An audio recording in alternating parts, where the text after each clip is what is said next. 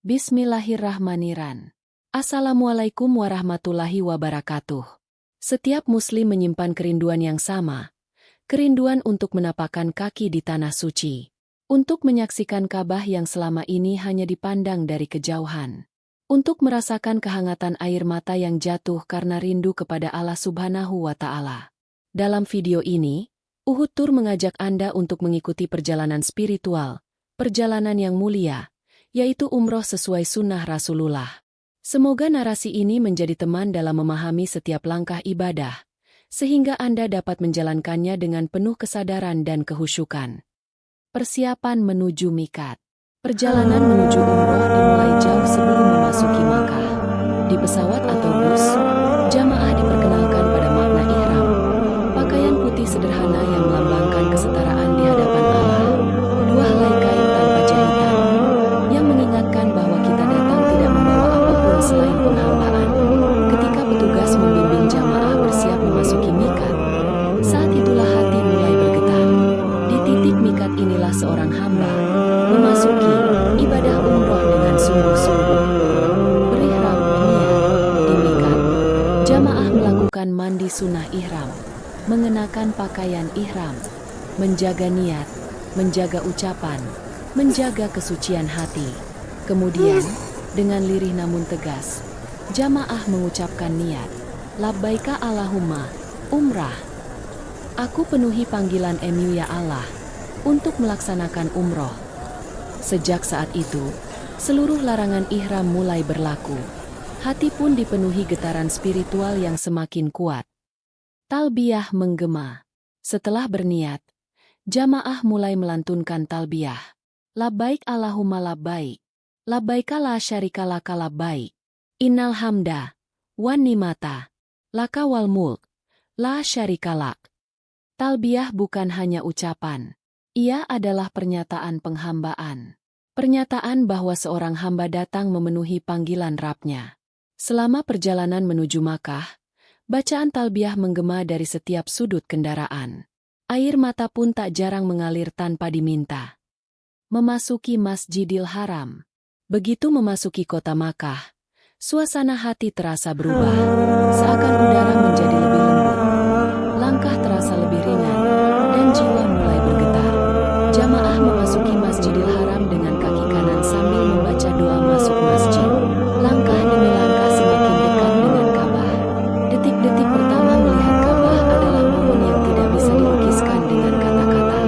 Ada yang tersenyum, ada yang menangis, ada yang terdiam tanpa suara. Karena untuk pertama kalinya dalam hidup, jamaah menyaksikan Baitullah dari jarak yang begitu dekat. Dan di saat itulah doa-doa yang selama ini terpendam rasanya keluar dengan sendirinya. Tawaf mengelilingi Ka'bah. Tawaf adalah rangkaian pertama yang dilakukan di Masjidil Haram. Jamaah memulai dari Hajar Aswad, mengangkat tangan sambil mengatakan, Bismillah, Allahu Akbar. Kemudian berjalan mengelilingi Ka'bah sebanyak 7 putaran. Tidak ada doa khusus yang wajib, namun jamaah dianjurkan memperbanyak doa dan zikir. Setiap putaran memiliki makna, bahwa hidup kita pun berputar dalam lingkaran ketetapan Allah, bahwa setiap langkah adalah bentuk penghambaan, dan bahwa Rasulullah pernah berada di tempat ini, melakukan tawaf yang sama. Suara doa berbaur dengan suara tangis harapan. Seakan seluruh dunia hilang, dan yang tersisa hanyalah antara hamba dan Tuhannya. Salat 2 rakaat minum air zam-zam. Setelah menyelesaikan 7 putaran tawaf, jamaah menuju makam Ibrahim untuk salat 2 rakaat. Rakaat yang pendek, tetapi penuh makna.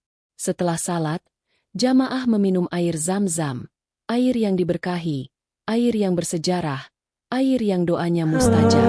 Di sini, jamaah dianjurkan memperbanyak doa. Ya Allah, jadikanlah air ini penyejuk jiwa, penyembuh penyakit, dan pembuka pintu keberkahan dalam hidupku. Sa'i di Syafa dan Marwah. Rangkaian berikutnya adalah sa'i, yaitu berjalan antara Bukit Syafa dan Marwah sebanyak 7 kali perjalanan. Sa'i mengingatkan kita pada perjuangan Siti Hajar, seorang ibu, seorang hamba, seorang teladan keteguhan iman. Ketika ia berlari kecil di antara 2 bukit,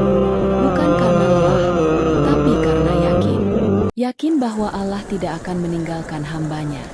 Dalam sa'i, jamaah mengikuti jejak keyakinan yang sama.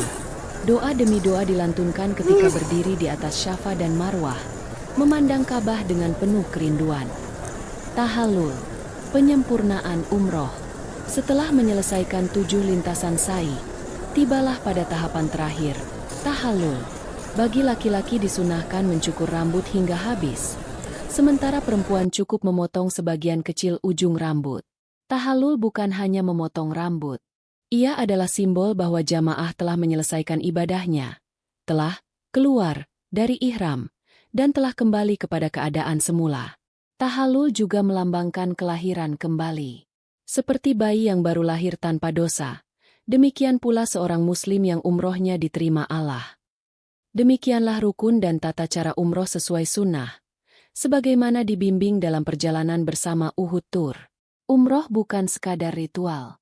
Ia adalah perjalanan jiwa. Perjalanan untuk kembali kepada Allah. Perjalanan untuk menyucikan hati, menghapus luka, dan menguatkan